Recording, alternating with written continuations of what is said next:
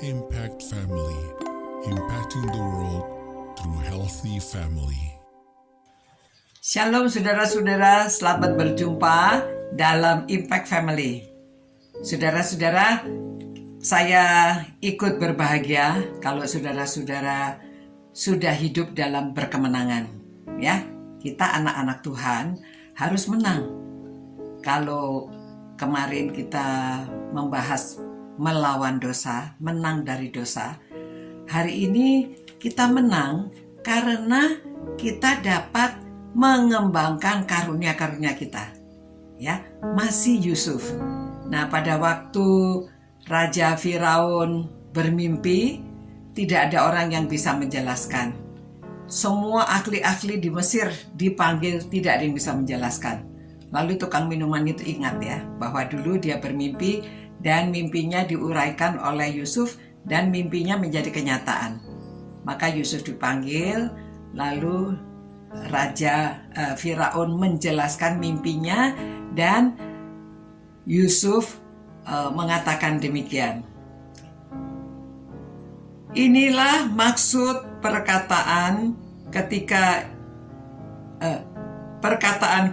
ketika aku berkata kepada tuanku Firaun, Allah telah memperlihatkan kepada tuanku Firaun apa yang hendak dilakukannya. Ya, dia bilang Allah yang akan menunjukkan kejadian apa yang akan dilakukan. Lalu dia menguraikan bahwa 7 tahun sapi yang gemuk itu, tanah Mesir ini akan makmur. Semua tanaman itu akan berhasil dengan baik. 7 tahun kemudian mereka akan melupakan apa yang pernah terjadi karena mereka akan kelaparan, dan kelaparan yang hebat. Lalu dia memberitahu ya, sampai ini ayat yang 32, sampai 2 kali mimpi itu diulang bagi tuanku Firaun, berarti hal itu sudah ditetapkan oleh Allah dan Allah akan segera melakukannya.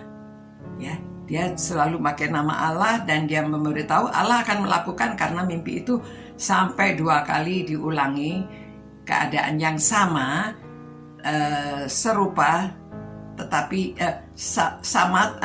gimana? Mimpinya itu serupa ya, 2 mimpi itu. Nah, akhirnya dia menguraikan. Dan Firaun setuju sekali. Kemudian Yusuf juga menjelaskan sebaiknya nanti raja mesti mencari orang yang begini-begini, yang pada waktu makmur itu kita harus menyimpan 1/5 apa yang kita dapatkan, dipakai untuk jaga-jaga nanti pada waktu kita paceklik. Ya, akhirnya karena uraiannya itu masuk akal dan dia pikir siapa lagi yang mengerti, karena dia bisa menguraikan mimpinya, sudah lalu dia diangkat ya, diangkat jadi gubernur. Dia menjadi orang kedua di Mesir. Lalu nah itu ceritanya, karena Yusuf memiliki karunia bisa menafsirkan mimpi dan dia kembangkan dengan baik. Dia selalu hubungannya dekat dengan Tuhan sehingga karunianya itu dapat berkembang dengan baik dan dapat digunakan untuk kepentingan bersama. Seperti kata Paulus di 1 Korintus ya, bahwa karunia ini yang diberikan oleh Roh kepada kita adalah untuk kepentingan bersama. Ya, dikatakan tetapi kepada tiap-tiap orang dikaruniakan pernyataan Roh untuk kepentingan bersama. Ya, 1 Korintus 12 ayat 7. Saudara-saudara, kalau saudara punya karunia apa? Kita harus kembangkan dan percaya bahwa itu dari Tuhan. Ya, karunia rohani supaya kita kembangkan untuk kepentingan bersama. Kepentingan untuk orang lain tetapi juga untuk kita sendiri.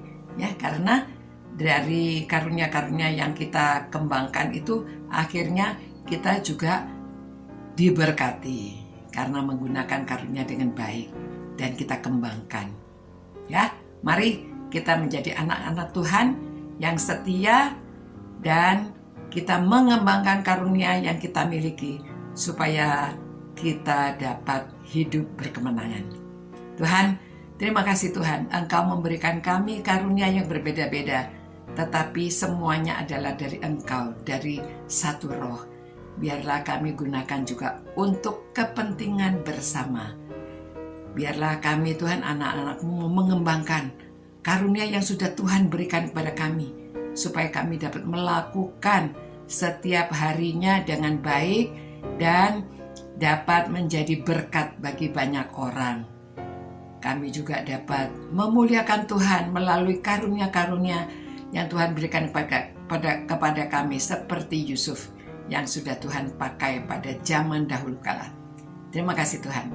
Dalam nama Tuhan Yesus kami berdoa dan menaikkan permohonan ini.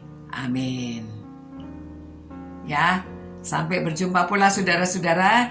Jangan lupa kita hidup berkemenangan, kita kembangkan karunia yang sudah diberikan Tuhan oleh kita, kepada kita. Ya, sampai berjumpa pula. Ciao. Impact Family, impacting the world through healthy family.